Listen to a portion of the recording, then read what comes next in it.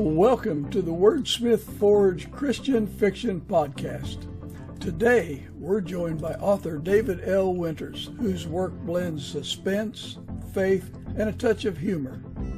From his early years in government service to writing stories that entertain and encourage, David has seen firsthand how God can use even the most unexpected seasons for good. In our conversation, you'll hear the surprising moment that changed the course of his life and his writing forever. Hello, and I'd like you to help me welcome David Winters to the podcast. David, would you mind introducing yourself to our audience? Well, Mike, thanks so much for having me. I am a writer and speaker. I currently live in Dayton, Ohio area, and I'm really looking forward to talking to you today. Well, great. I've anticipated this podcast for a while. You're an interesting guy from what I've read, and I'm sure that'll come out. Have you always lived around Dayton? Well, I grew up here, but I spent about 40 years wandering the earth on behalf of the federal government. I worked for the Air Force out in Oklahoma a little while, and then lived in Chicago twice for other jobs, including with Office of Naval Research, where I spent about 20 years of my career. And I was involved in coming up with the tech toys that the Navy likes to play with and developing some of the things that are in use now. Also then, the last 8 years of my career, I needed a challenge and something new, so I went over to the Department of Homeland Security and really enjoyed that. I worked in the same area at the beginning, and then they transferred the division directors around a little bit to let us try to work on the different divisions that they had and see what we could do to put our mark there. So I ended up with working on nuclear detection and preparedness of infrastructure and things like that. So it was an interesting career, but my goal always was, once I was able to quit working for a living every day and that sort of thing, to move into writing. So I went to my first writers conference about 1 month after I retired, and have enjoyed writing 8 books, and also I write for Guideposts. So That's what I do with my time. That's interesting. Which writers' conference did you attend? Well, it was one that was located in Maryland, and it was actually just a collection of really well-known Christian writers. Cynthia Rootke was one of the ones that planned it, but also basically 4 or 5 different genres of authors were represented on the team that taught. I got off to a great start, met an editor right away, and a lot of contacts that helped me in my journey. So I'm hoping my voice gets through this, around the Dayton area, is there someplace special you like to go to just kind of refresh your soul? Well, there's a lot of great things in this area. Having grown up here, I'm a big music fan, so I go to there's a park called the Phrase that has one of the sheds that are common all around the country where acts come, and CeCe Winans was here the other week, and she was fantastic. Also, Riverbend is a bigger venue down by Cincinnati. I've been there several times for, acts that are more on the pop side, but just a fantastic place, and a lot of Christian artists come through Ohio. So, since I've been back, even I've seen like Toby Keith and Mercy Me and all those kind of folks. So it's really fun. I like to get out and enjoy whatever area I'm in has to offer. Well, that is a great segue into my next question. What are 3 of your favorite songs? Well, I'm one of those people that throughout my life, my favorites change pretty often because, I hear something that talks to where I'm at right at that moment. And, CeCe Winans' recent song, Come, Lord Jesus, that has really affected me because, you get to a point in life where you can see the end and you know that there's still things that you're supposed to do here, but you also long for getting to be in the presence of Christ and know that He is going to change you in ways that these mortal bodies can't do. You know, like everybody who gets a little bit older, you know, this seems to hurt or that seems to hurt a little bit when you wake up in the morning or when you're going about some of your tasks. But that, you know, is the thing that really makes me eager for home and going to see Christ. And of course, you know, I've lost some of the big people in my life, my Sure. parents and brother and stuff. So that matters too.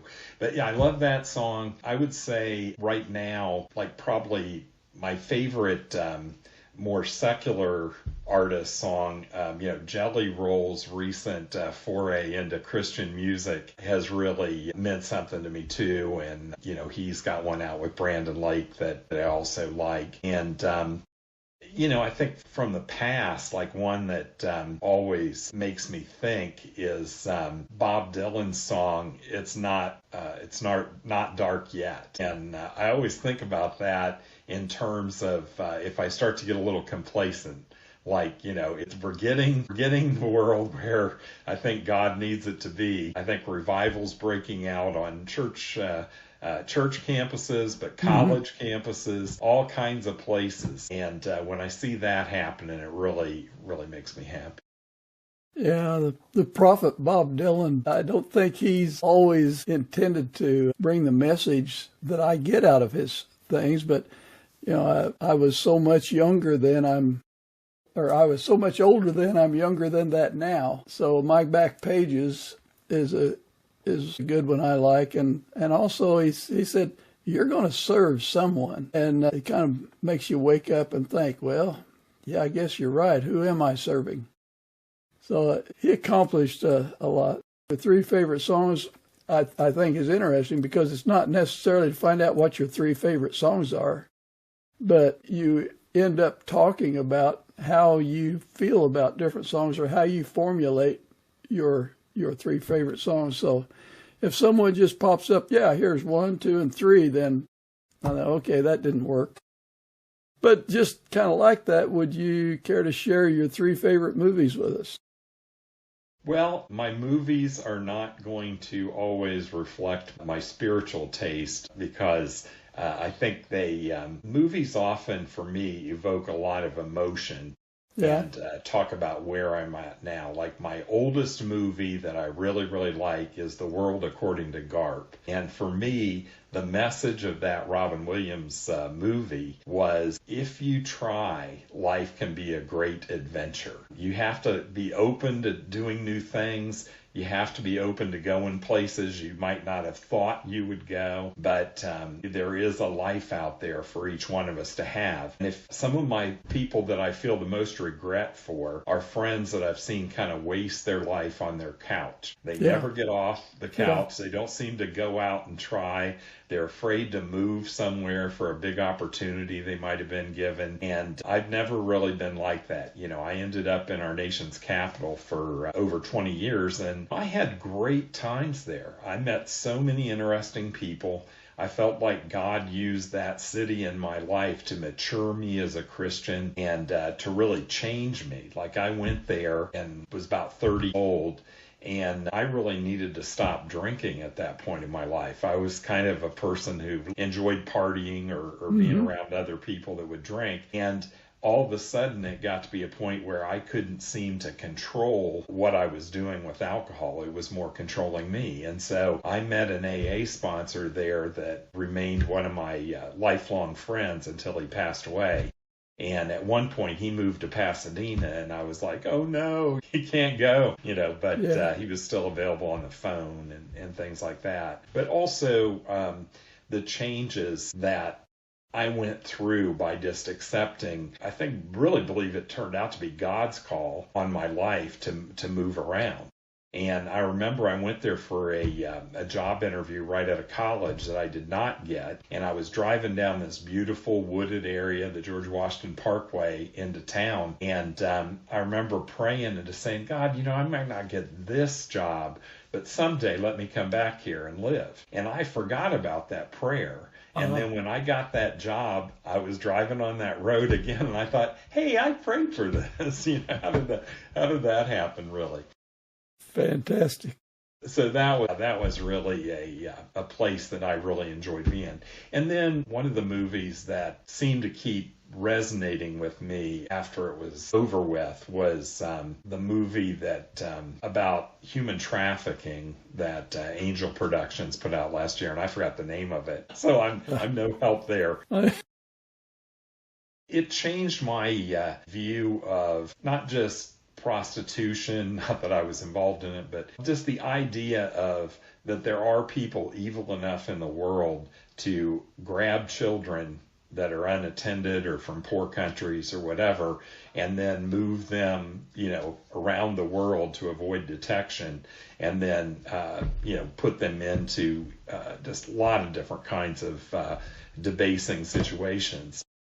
That kind of changed my an imperative for me to just be more aware, to support and to help, because it really it kind of touched something in me. And so, that kind of changed me as well. And, I think oddly, the third movie that I'll bring up, and you asked me these too fast because I really wasn't ready to talk that, but Saving Private Ryan meant a lot to me. I was working for the military at that time, and it's easy to get involved in the current day of what's happening to you or at your job or your life and forget a lot of people gave up a whole lot of living and life for us to be there. And it's not just veterans. Sometimes it's first responders. Sometimes it's just people who got in public office and stood up for what was right,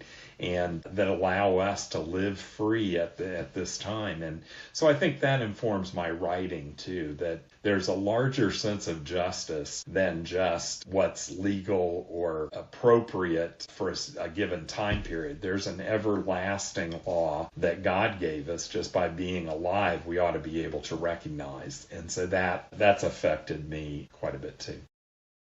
I agree with what you said there. So it sounded like you had mentioned that you had always wanted to write. You just needed to cast off the burden of making a living.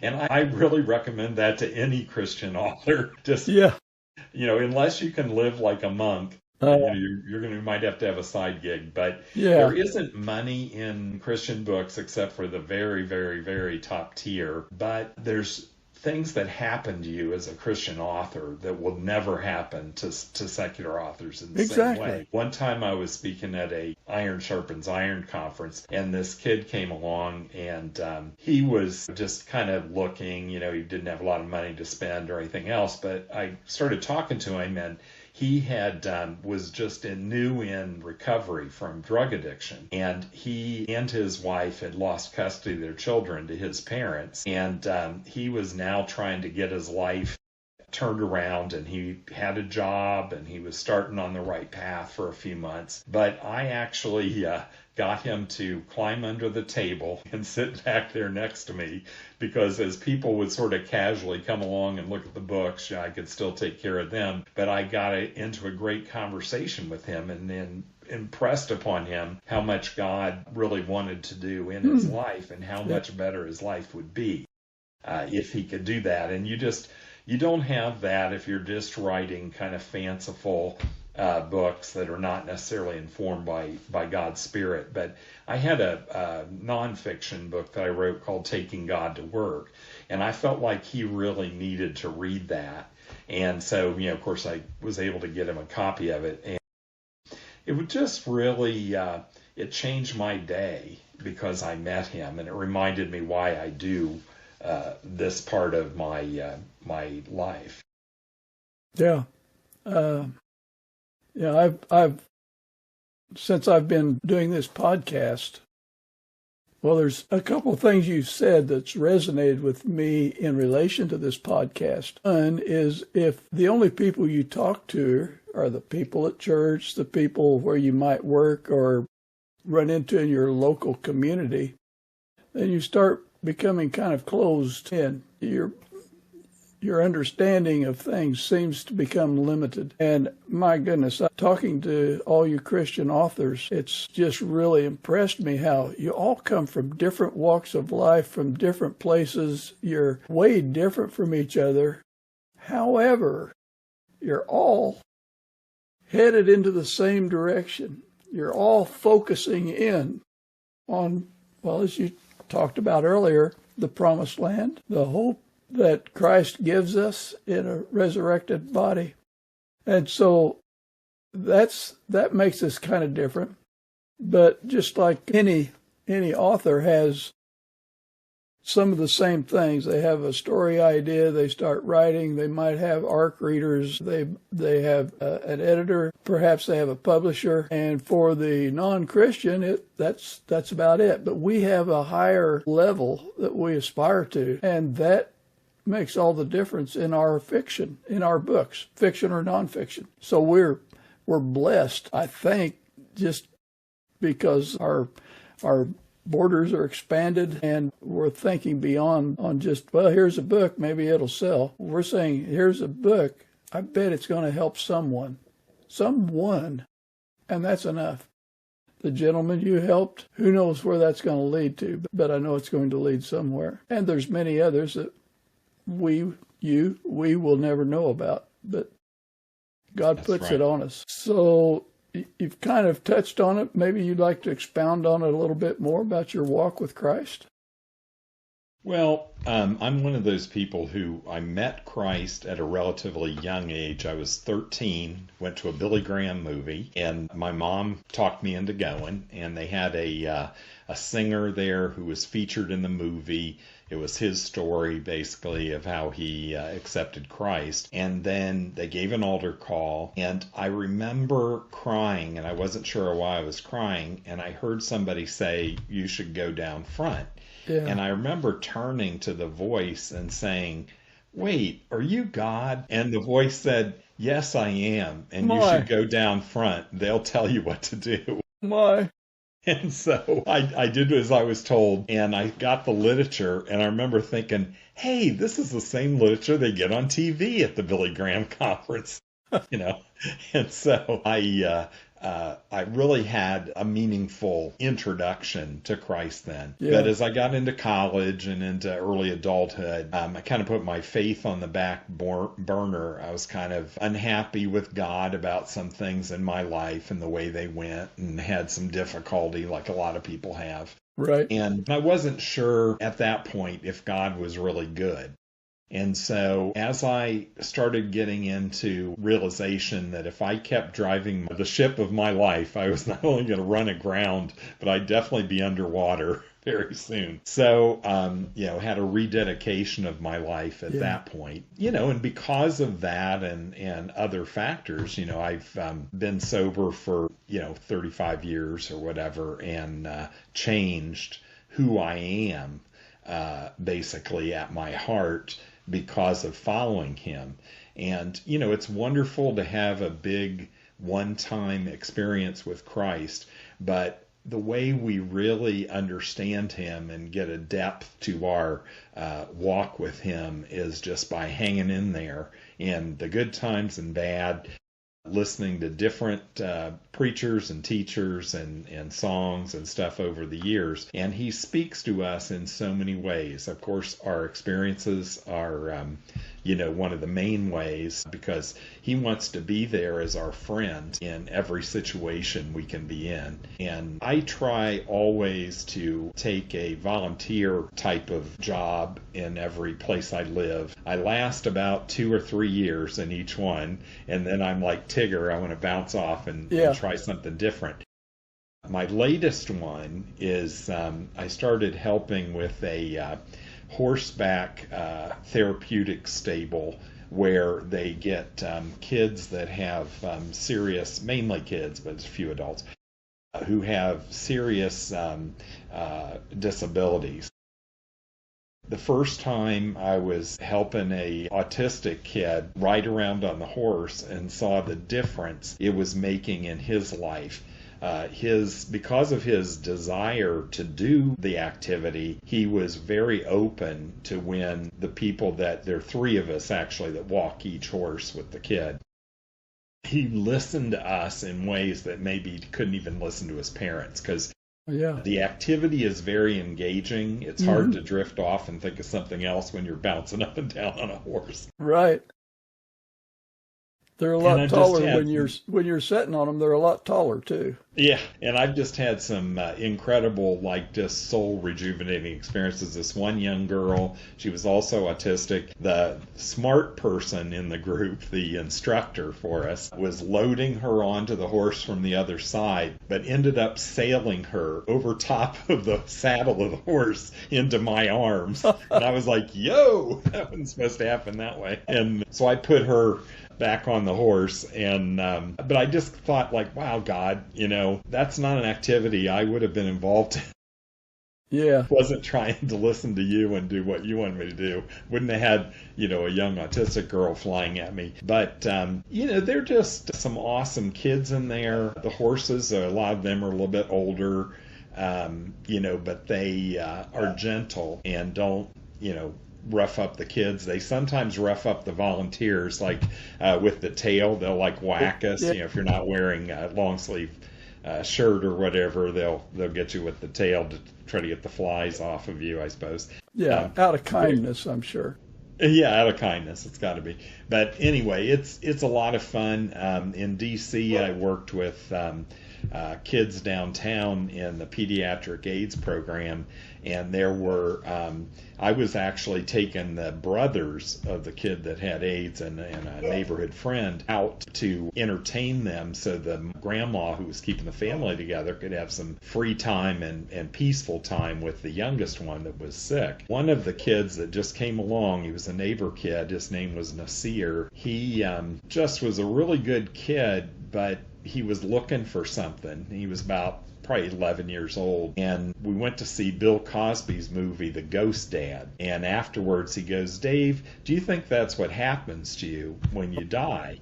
Wow. And I said, no, and I explained to him what I thought about Christ and heaven and all that, and so he just thought about it real hard, and the next week when we went out, there was something on the radio. They like to listen to a certain station, and they were talking about Islam. And he said, Dave, I don't believe that. I believe in Jesus of the Bible. And I mean, I'm like, I'm not crying. You're crying. As I'm driving the car. But, I learned a ton from those kids and from that experience. And here in Dayton, they've got a dream center. And I was cooking for a while for the homeless people there. And that was so fun. God kind of taught me a lot about, keeping my mouth shut when it wasn't something vital. Working well with other people in a stressful situation of trying to get a meal for, 70 or 80 people on in a hurry. And I just really, I don't know, every little thing that I've tried to do to help, God has used it to mature me and make me a little bit different. In your writing, is there a biblical truth or a passage that seems to anchor your books? No, there absolutely is It's not. all off the cuff, huh? No, it's different. Like for each book, it's a project. Like my most recent book, which I'm probably not doing this interview in the right order, but in any case, my most recent book is to choose. And I've always felt very strongly about the whole concept of ending a life before it has a chance to begin. And part of that's, personal experience, things that happened to me, but it's also hearing the stories of men and women who years and years and years later are still living in a lot of condemnation and pain that they don't need to. They can bring it to Christ, but it affected their life greatly. And one of those guys was a very close friend. And he told me that, he and his girlfriend had 3 abortions, and he just felt terrible, that they'd gotten into that situation themselves 3 times. And he said he wished it hadn't been such an easy choice in college where, they both wanted to keep their parents paying the bills and getting them through expensive school. And so the easiest path was to do that. And I could see as he talked to me about it, like just how hurt he was that he made that choice. He was concerned about how God felt about it, but he was more focused on the pain that he caused himself and just not having those kids in his life, for the rest of his life. Yeah. And he was a guy that most people would say is a good guy. He was in the Peace Corps and all that stuff, but he really needed God's healing. But I started writing my fiction books with the intent of talking about issues I wanted to talk about and fitting them into the plot of a murder mystery. And so in this particular book, there's an abortion doctor who's getting older and he's kind of losing his mind. And so he starts killing the adults too. Spoiler alert. But in any case, there's a young woman that works for him that faces a lot of moral choices in the book and eventually, comes to a confrontation with him. But I just felt like God was really guiding me as I wrote the book. And, I've had some great experiences since then. There was, a banquet for the Shady Grove Pregnancy Center in Maryland. Went there and heard one of my heroes, who was the lady behind the story Unplanned, the movie and the book Unplanned, and she gave the keynote address there. But just realizing that I was kind of on the same team with her and made me feel good.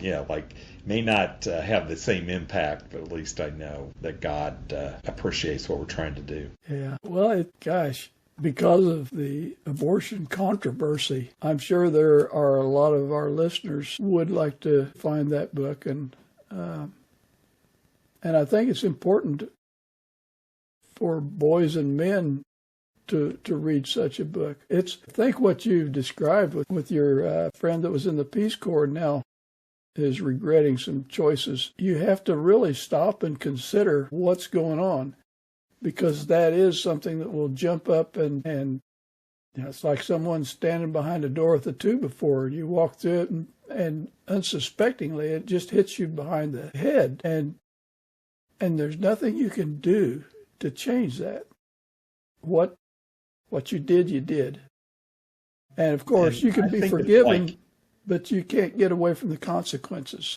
Right. And I think it's like every kind of sin. We have a very cruel enemy on the other side. And He loves making things look really glamorous to us that are only going to bring death and pain for us and for those around us. And, we can fall, any of us can fall for that. It's not a new Christian thing. It's not a thing that only young people before they know Christ fall into. There's promises that He'll make to try to get us off the track. And we have to be strong enough in our faith as we walk on with Christ to just trust Him that even if something looks attractive for the moment, that it isn't really going to bring forth any positive results in our life. And I know that abortion thing is just, it's a big temptation when you face a crisis and you think, wow, I can take a pill and maybe endure a little physical pain and then the crisis will be over and I'll never have to think about it again. But the problem is you do think about it again, and it's a problem.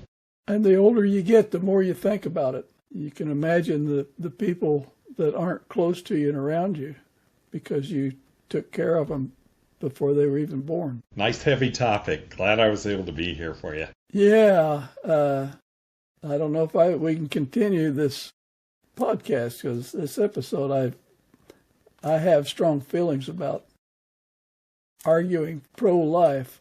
And anyway, so how do you see your writing? Is it like a ministry, a mission, or are you just putting a message out there?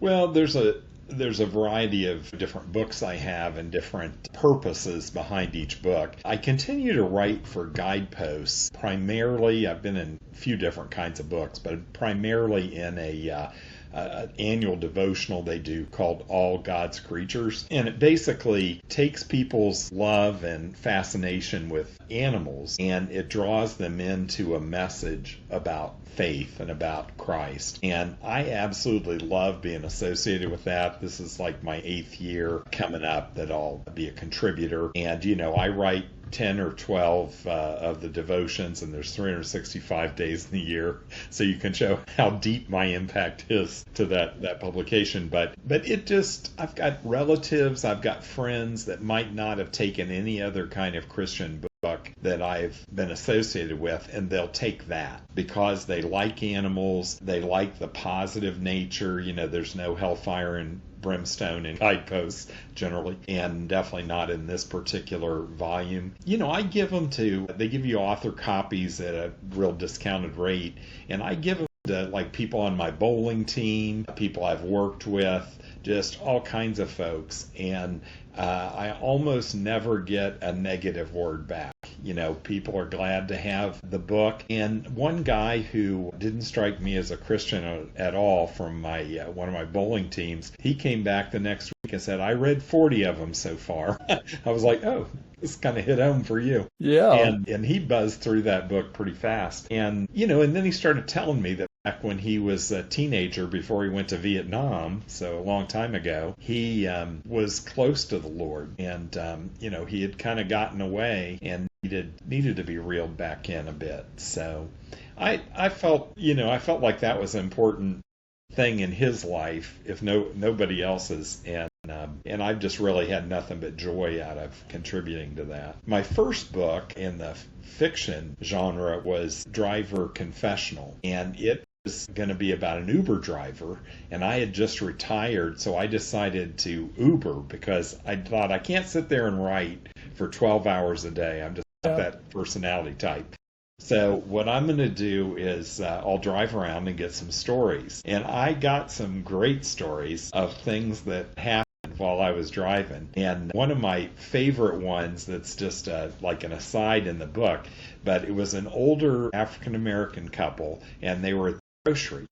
And she had the groceries, and I loaded him into the car, and he was not coming out. He wasn't coming out. So I got her into the back seat, and he finally came out. And he had donuts, and she was so mad at him because he had diabetes and he wasn't supposed to be having donuts. So she's just yelling at him out her window. Yeah. And he comes around and gets in the back seat on the other side of the car. And before he gets in, and she's still hollering, he takes a donut and takes a huge bite out of it and just like to spite her, and he gets in the car and she mushes the donut into his face. And thinking, oh, my car, no, I was just losing my mind too. And as I started to pull away, I always pray for everybody I had in the car.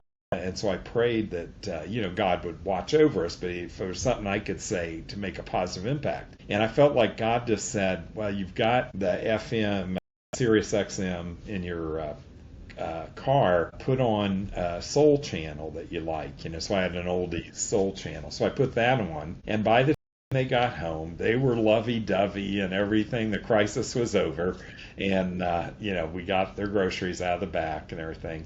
And I just thought, God, this is a little vignette of how life is with you. Yeah.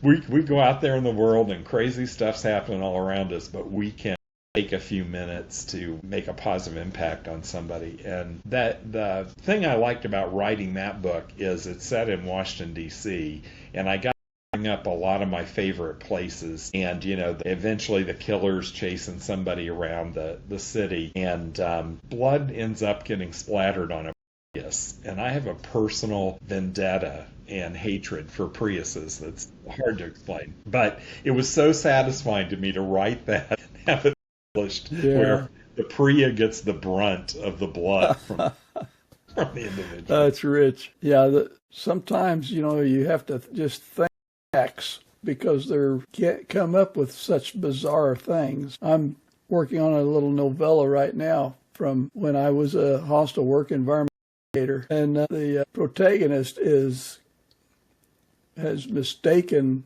things that were said concerning a dog named Jester, and I won't take up any more time talking about that. You're dragging me in. I'm in it. Well, and I think first two books I've been able, hopefully I've been able to write out all of the personal things that I wanted to say about all the things that happened to me that wasn't fair and, and put them on my character. So this book, it'll be a short one, but it has nothing of me in it except a short little bit of the mediator that sorted things out.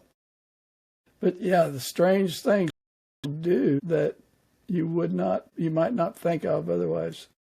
But along that line, when you've been writing, have you experienced your one or more of your characters taking over the plot? My middle fiction book is about a woman race driver, and I've, from time to time, really enjoyed NASCAR races and some of the drivers there. So this, I got from going to Danica Patrick at the Indy 500, which is not a NASCAR event, but very fun.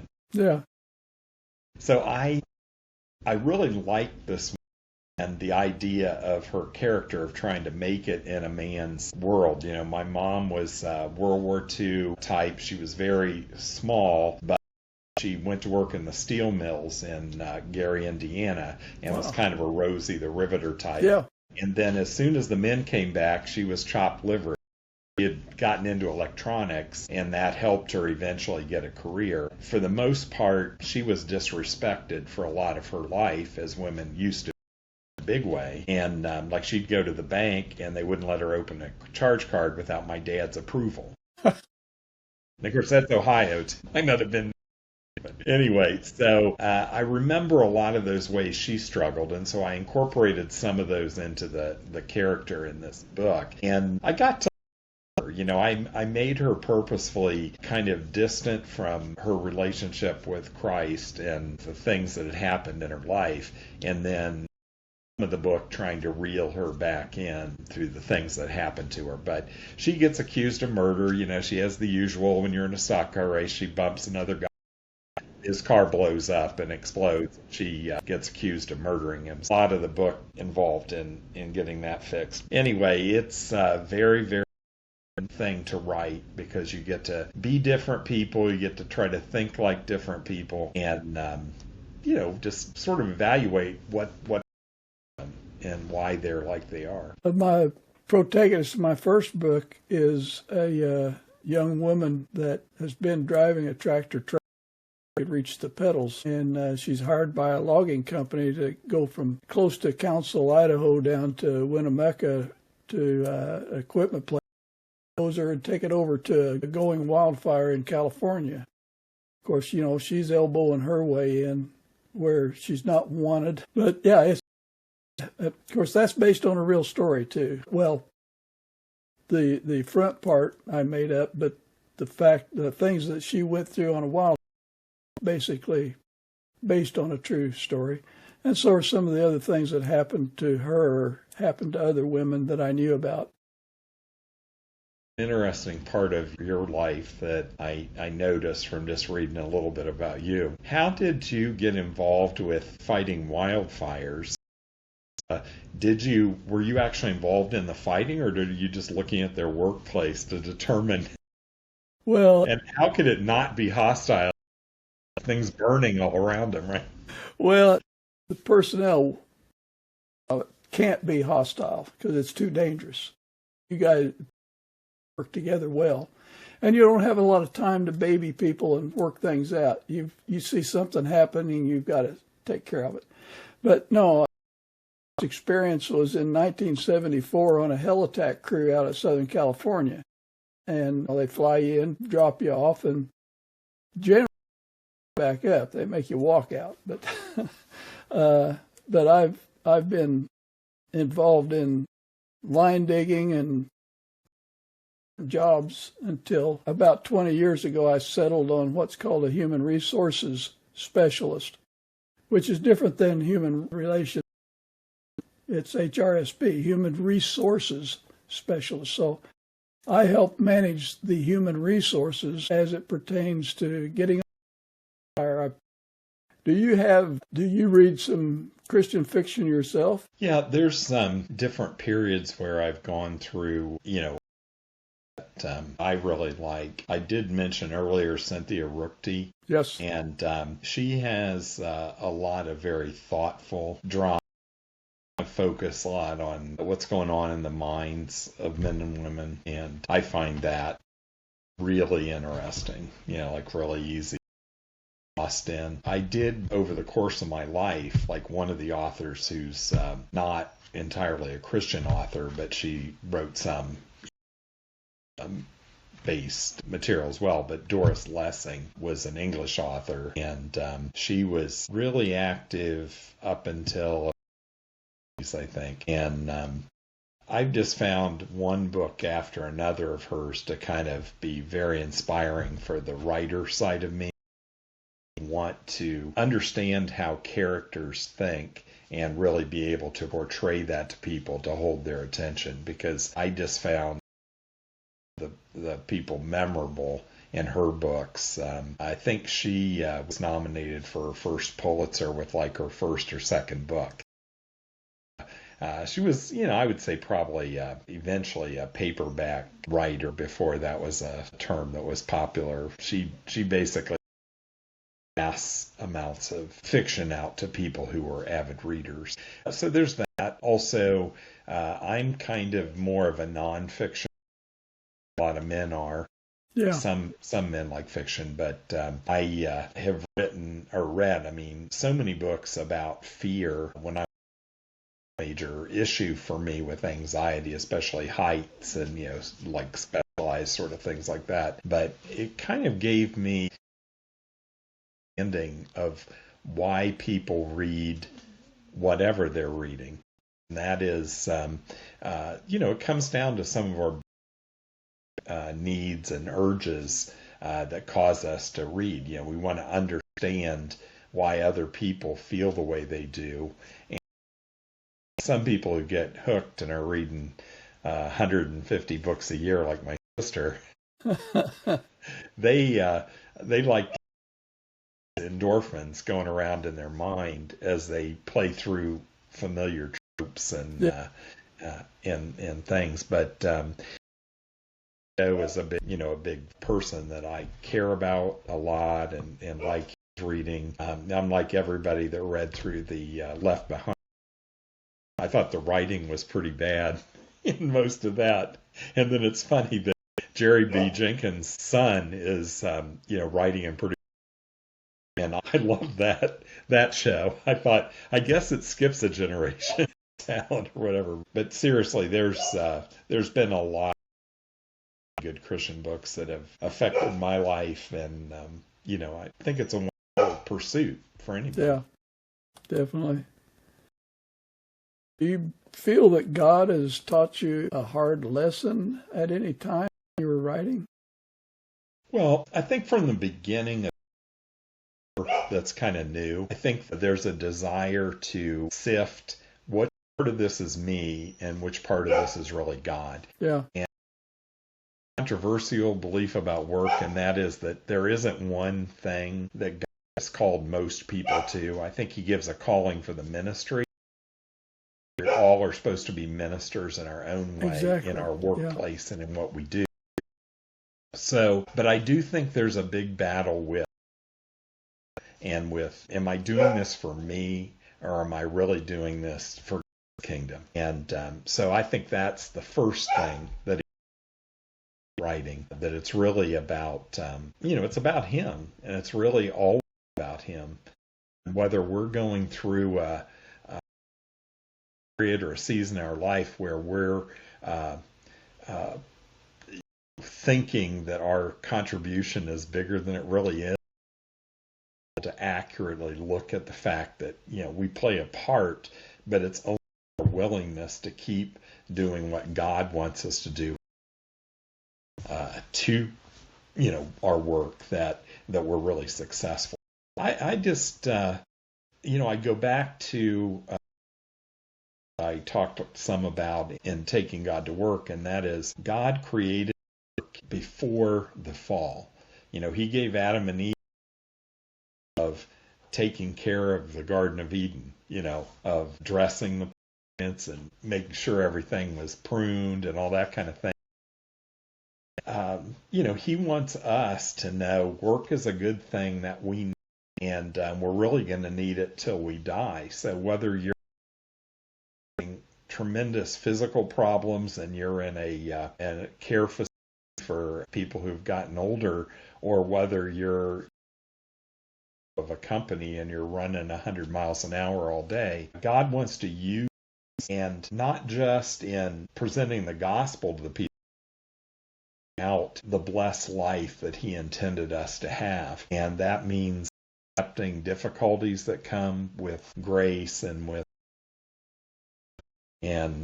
sometimes it means tolerating and living with that, we don't necessarily in the flesh kinship with, but he might have something special for us to do in their heart and in their life that he needs us of just touching other people, because our humanity is going to cause some people to be drawn in our direction, and they'll find the right place that they need to be going when they're attracted towards us. As when you find yourself putting yourself in any of your characters? Well, I think there's a little bit of myself that I write, but I don't really, I think other, is not me, because created beings, if you will, within the stories. And they're there for this. Sometimes they take on a bigger role than I. A character at one point in one of my books, and I got a lot of negative feedback about that. And I thought, it's just a plot device. And they're like, no, it's a character. But I like that person. Yeah. So I learned kind of early. But anyway, I think God has got for me to go a lot of different areas, but learning more about that too, and how to really treat characters to come to his end. Yeah. Well, we've kind of nibbled your books. We haven't really hit them. Our listeners to know about the books you've written. Well, the reason I think that the books that I've written have for readers of mystery and suspense is I think I tell a story that will keep you engaged. The Driver Confessional, one of my first things that I pleased with, that I took a lot of humor in, was in the Uber at one point. And I thought, that is like life. Like you're trying to do one with people, and then a dog throws up on your car. It's sort of, I thought, now I really want to read in a book a dog throwing up, but it did matter to the story, and it was kind of fun. So, the real people, the real sort of situations that people with an unusual profession, driver, or, no, but not most people don't work in an abortion clinic. Situations that happen with people that come in, you kind of realize that some people have well planned out, other people have lives that are hanging by a thread every day. Did you get your bicycle stolen? And so you have no way to get anywhere anymore. You met a boy who turns, he drags you down from a normal life into, very situation. So there's a lot of learned in life, and then if you can pass some of that along through writing, it's great. People find your books. How can you connect with your readers? Just about anywhere where finer books are sold. Amazon, Barnes & Noble, about 20 or 30 different platforms altogether. But you can pretty much find my books. David L. important, which is unusual because I used to think important people would leave the S off, but my S in a poker game when he was younger, but we got it back. So remember the S too. Yeah, it's important. website, sabbaticalofthemind.net, and can keep you up to date with what I'm doing or where I'm going. Resource as well. Well, David, this has been a great conversation. I've enjoyed everything about it. It's been fun. You've had a lot of it is the same and a lot of it is different. You know how together. Well, Mike, thanks so much. You've got my email. Drop me a line. We'll have done Spaghetti Warehouse or some other Dayton. Sounds inviting. Do you mind if we close with prayer? That'd be great. Heavenly Father, we just thank you so much and we thank you for all the gifts that you give. I'm thinking of CCY and your good. And we know that it will find us, and that we thank you for the gifts that David has, that he it on paper so he can encourage others and lead others to life. Appreciate so much your saving sin with us. So I just you continue to bless us and keep your and we just ask all these things in the name of our Lord Christ. Amen. I often say this is the hardest part of my whole interview. It's because I'm final to press stop. But David, peace be with you, my brother, to continue to do great and wonderful things. You too, man. Goodbye. That wraps up my conversation with David. Journey and reflections have encouraged you as much as they did me. If you enjoyed this episode, please like, subscribe, use a bit of inspiration, and don't forget to check. You might just find your next time. Keep your faith strong, your words true, imagination alive. This is